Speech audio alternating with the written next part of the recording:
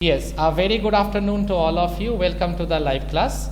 Now, let me share the screen with you all. Okay, just a minute. Yes, so it will be visible very shortly, and I hope you all will be able to see it. Is it visible to all of you, dear students? Okay. Yes, sir. Yes, Okay. sir. Okay. A short synopsis I will be discussing regarding "We Are Not Afraid to Die," and then you all will be answering some multiple choice questions that I will be providing to you all. Okay, the first of all, I am moving on to the next slide. I hope this slide is visible to all of you. Now, this is a story regarding extreme courage, human endurance, courage and skill. All these things are exhibited by Gordon Cook, his family, and the crewmen. Remember, they were in a war with water and waves for survival. Okay, it's very important for us to know. In July 1976, it is written at the very beginning. So that is the reason I told you that whenever you will be reading a lesson like this, the timelines are very important. So in July 1976, the narrator, his wife Mary, his son Jonathan, and daughter Suzanne, they had undertaken a voyage from Plymouth, England. Remember this place, very important for MCQ. Okay, they had set sail from Plymouth, England, and their main mission was to replicate or duplicate the round the world voyage that was taken 200 years earlier by Captain James Cook. Wait, I guess there is someone on the line. Yes, so let us move on. I guess Sanjana joined us right now. Yes, good afternoon, Sanjana. Welcome to the class. Okay. Yes. Now see, the main target of Gordon Cook and his family was to duplicate or replicate rather round the world voyage that was made 200 years earlier by Captain James Cook. Okay, and remember, the Wave Walker was built professionally, and obviously it was accompanied by two experienced sailors. Okay, and they had recruited two sailors while they were about to move towards the east from Cape Town. As you know, one was Larry Vigil, who was an American, and another one was Herb Sigler, who was a Swissman. And why they were being recruited? In order to tackle one of the world's roughest seas, that is the Southern Indian Ocean. Just wait, I guess there is someone on the line. Yes, Prerna, good afternoon. Welcome to the class. Good afternoon, sir. Good afternoon. Okay, so why the two crew members were taken? Because in order to tackle or in order to combat one of the world's roughest seas, that is the Southern Indian Ocean. Okay, now I am moving on to the next slide. I hope you all can see it. Now remember, the first leg of the journey, the first phase of the journey, to be very honest with you all, it passed very smoothly. There was no problem as such. That is 105,000 kilometers up to Cape Town. It passed very pleasantly. There was no problem as such. But on the second day out of Cape Town, the weather fluctuated. Okay, there was strong gales, but the gale storms did not worry the narrator. But one thing that actually worried the narrator was the gigantic size of the waves. Okay, we can say, in other words, it is written in your NCERT text also, gigantic sea waves. And look at the altitude, 15 meters in height. Now that was something very alarming and threatening also, and that is the reason the narrator was very, very anxious. And remember, on 25th December, they already crossed or traveled 3,500 kilometers to the east of Cape Town. The weather was not good, as you all know. It fluctuated, it deteriorated also, but still on board, the family celebrated the Christmas, as you all know by this time. I am moving on to the next slide. See, it is written at dawn on 2nd January, the waves were gigantic. And if you see the textbook, it is written already. And this particular date is very important, dear students. Okay, this date is very important for your multiple choice questions. Okay, the waves were really very gigantic. Unfriendly weather, as I told you, the weather deteriorated, fluctuated to a great extent. Okay, it was not a good weather. It was a bad weather. Okay, I think Stuti joined us right now. Yes, good afternoon. Welcome to the class. Good afternoon, sir. Good afternoon. Okay, the weather was very unfriendly, as you know. And remember the timeline, as I told you that, dear students, you can prepare a flow chart. Okay, timeline, remember the timelines, each and every date has been given. If you can arrange it in a proper sequence, this chapter becomes very easy. Because remember, each and every important timeline been mentioned, something important happened on that particular timeline. Okay, or on that particular date, something major thing happened. Okay, see, now obviously the weather was very unfriendly. They decided to wear their life jackets. Why? Because they thought that obviously in due course of time they all had to perish in the watery graveyard. So they all decided to wear their life jackets. And remember, the author and his wife for 16 long years, okay, they had involved themselves in rigorous training. They got information about navigation and all this. So it is not on a given day that they had started to set sail on the wave walker. Even they tested the wave walker. Okay, and not only that, they themselves had taken a long rigorous training for 16 years. Okay, and finally, when they are very much prepared, then only they decided to undertake the sea voyage, because at the back of their mind, Gordon Cook has a aim. And what was that? He wanted to duplicate, or he wanted to do exactly what one of his ancestor, Captain Cook, did almost 2 centuries earlier. He wanted to replicate the same thing that Captain Cook did almost 200 years earlier. Okay, so that was his target. And he and his wife Mary, they had taken preparations for this. Now the important, okay, just a minute, let me just allow. Yes, Kankona, good afternoon, welcome to the class. Okay, so Good afternoon, sir. good afternoon. Okay, now see, as I told you, 6 p.m. this date is very important. And what exactly happened on 6 p.m.? There was a tremendous explosion and a gigantic sea wave lashed onto the wave walker.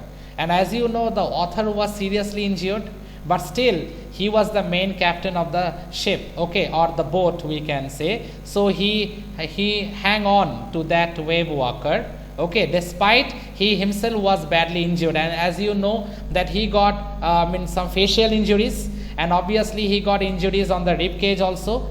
Okay, remember, then Maddie came up on the top of the boat of the wave walker and took charge of the wheel, because remember, his wife Mary was also well trained. Then when he went downstairs, he found that the 2 crewmen that they had recruited, they are very courageous, both Larry and Herb. They were pumping the water like madmen. Now, why they were manually pumping the water? Can any one of you say why they were manually pumping the water? What was the reason behind it? I hope you all can answer me. Yes, please, any one of you? Yes. Sir, because the motor has stopped working properly, that's why they have to do it manually. Very good. Yes, because the main electric motor, as you can say, it short circuited. It was not working properly, so they had to do it manually. Very nice answer. Very good. Okay, now let's move on. See, it is written, the narrator managed to cover canvas. See, actually there was leakage also inside the wave walker, and the water was gushing in. And obviously the hand pumps stopped working, and not only that, even the electric pumps were also short circuited. Now that's not a good thing. Okay, and see, they had thank God they had a spare electric pump that was kept under the chart room, and it worked. Okay, so throughout the entire night, okay, they went on pumping, steering, repairing the wave walker, and at the same time they were sending radio signals, but they were not getting any proper connection. Why? Because they were in a very isolated state. They were stranded in one of the most isolated corner of the world, so they are not getting any radio signals at all. So finally, as you know, the narrator was well versed, well knowledgeable related with navigation and all this. So he went straight to the navigation room, and obviously, or you can say to his office inside the wave walker, and then finally he calculated that the Amsterdam island, which is actually a very small rugged island, a French scientific base, that was their only hope for survival. But dear students, I hope you know that initially their plan was to reach Australia, but the wave walker was not in a very good shape, to be honest. So that is the reason they decided to change their plan from Australia, and they decided to harbor near Amsterdam Island. Okay, it is a very small French scientific base, and they thought that this is their only hope for survival. Okay, now let's see. I am moving on to the next slide. As I hope you all can see, The next slide, see what happened after that. This one I have already said, yes, this one. So just let me scroll it a bit. Yes, Sue and John were injured, but remember, the children, they showed enough maturity, they showed enough courage. Remember, despite they are very young, but we find enough courage in them. They were much ahead of their times. They are very smart. They are very intelligent also, and we find that they are very courageous, and we can't undermine what they did. Maybe probably they were not involved in manual things along with the adult members in the wave walker, but they motivated their father a lot, and they had motivated the other members, including the crew members and including their family members also. So practically they were not involved in the rescue operation of the wave walker as the other adult members of the wave walker, they were involved in it, but morally they boosted the confidence of their father. Okay, so we can't undermine, okay, dear students, we can't actually undermine their contribution. Can we undermine their contribution? No, they also have contributed, and they showed enough maturity and stoicism in the face of disaster and danger. I repeat one more time, you can note it down. They showed enough maturity and stoicism in times of disaster and destruction. So that speaks high about their character. We can't ignore the character of the two children. See, finally we all know about it, that the family, they reached Ile Amsterdam, which is actually a volcanic island, and they were welcomed by 28 inhabitants. And as you know, Sue got a head injury, but she was not eager to express that to her father. Why? Because she doesn't want her father to be anxious about it. Okay, but later, as you know, some stitches were being done because Suzanne was having some recurrent blood clot. Okay, for that reason, operation was being done. Okay, later. But remember, initially, despite she got injured on her head, and obviously it got swollen a bit, but still she smiled and assured her father not to worry about it. And even Jonathan, how can we forget what the 6-year-old boy did? He told his father that if they all stay together, if they all stay united, then he is not at all afraid to die at all. This shows the mentality of the boy and the girl. They are well matured beyond their age, and really it shows that they are courageous children. Okay, they are not afraid to die, but they are very much eager to die if all the family members stay united. Okay, that is the reason the dialogue that was being told by Jonathan to his father, that is actually the title of this particular text, okay, or of this particular chapter. We are not afraid to die if we can all be together. This is a very powerful statement uttered by a 6-year-old child. That is the reason you can find so much philosophical content in this.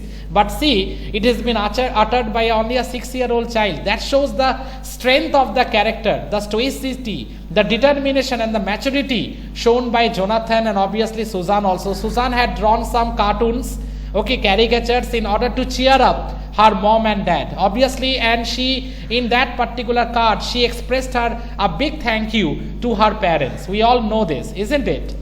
So, the bravery, finally we can say, because of their courage, faith and optimism, okay, they were able to save themselves, and never ever they quitted. No matter the situation was very tough, the situation was out of hand, but never ever they quitted at all. They stood there and they finally managed to survive. Okay, so it is a story of human courage. It is a story of human endurance. Okay, and remember one more important thing, dear students.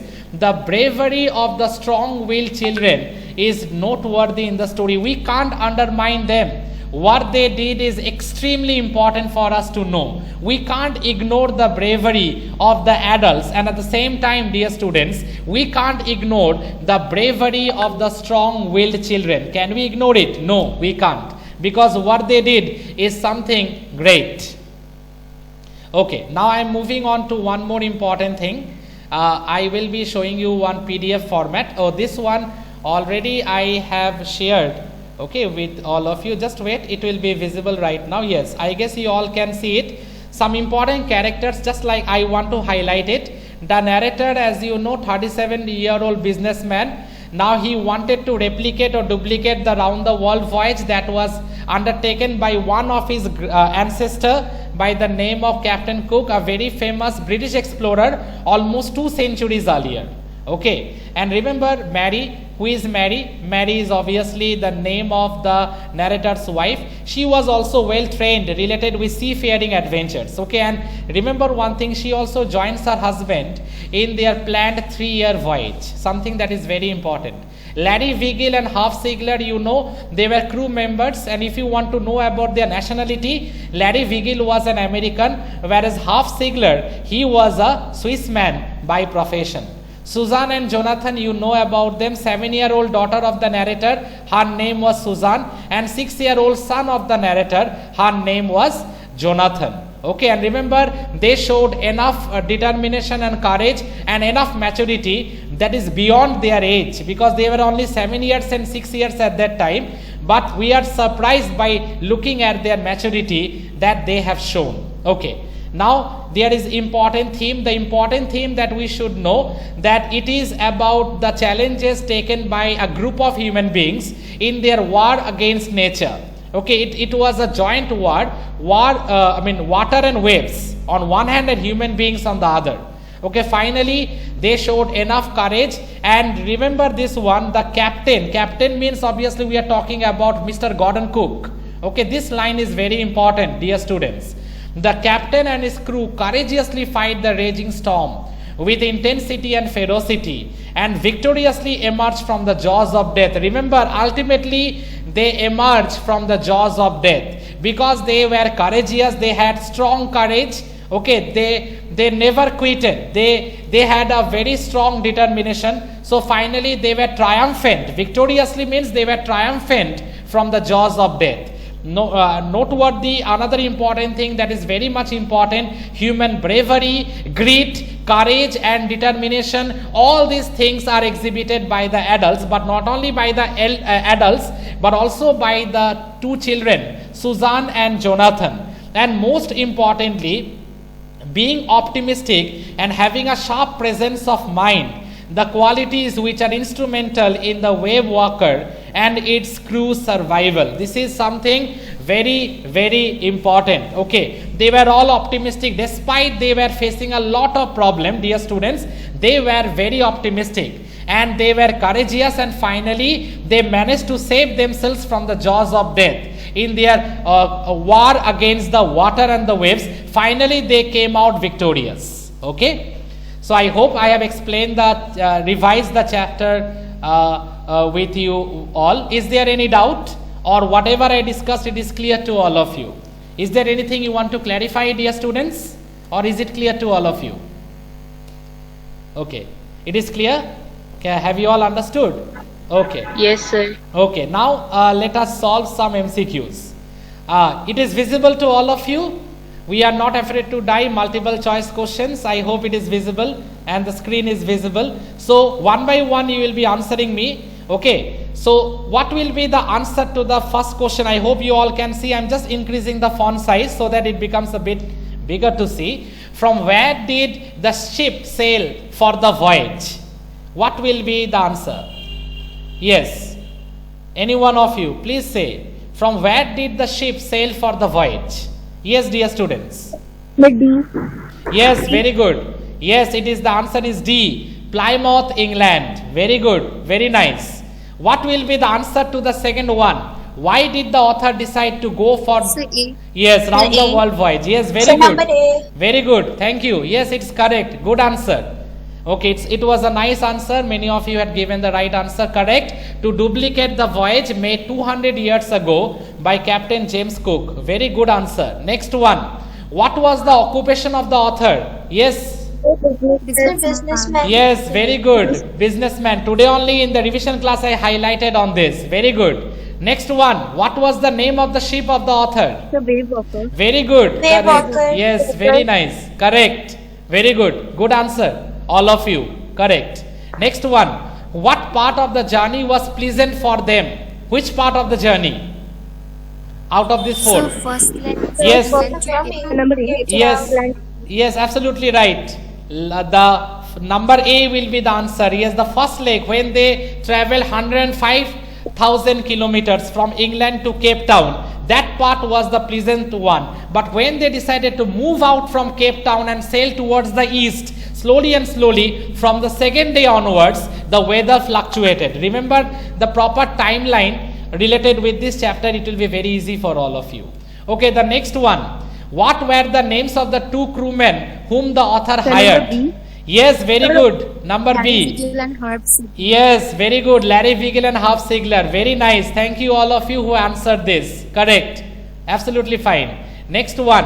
Why did the author hire the two crewmen? What will be the answer? So number B. Option B. Yes, absolutely right. Option B. To help tackle one of the world's roughest seas, the Southern Indian Ocean. Very good. Correct. Excellent answer. Next one. Number 8. When did the waves start getting gigantic? January 2nd. Yes, very good. January Second 2nd. Very good. Correct, both of you. It is 2nd January. Absolutely right. Second last question. What did they do to slow down the boat in the storm? What exactly they did? Option B. So number B. Yes, option B. Correct. Absolutely right, all of you. Drop the storm jib and last a heavy mooring rope. Absolutely right. Very good. Last one. What was the first indication of disaster? What was the time? First indication. So number A. Yes, number A will be the correct answer. Around 6 p.m. Today in the live class I revised it. I highlighted this part. Yes, absolutely right. Okay, around 6 p.m. when winds dropped and sky grew darker. Very good. That is the correct answer. Okay, with that I end my class. Thank you everyone. And the next lot, gear up for tomorrow's ALS. And today's one was been done successfully. I thank you all of you for participating, and the rest of the students, they also had participated very well. Thank you everyone. And tomorrow again at the same time we will be meeting. At the first it will be 20 minutes, it will be ALS, and then from 12:20 to 12:40 the normal class will be there. So thank you everyone. Have a nice day everyone. Thank you. Thank you. Thank you, Thank you, sir. Thank you. Thank you everyone. Thank you. Thank you everyone. Thank you.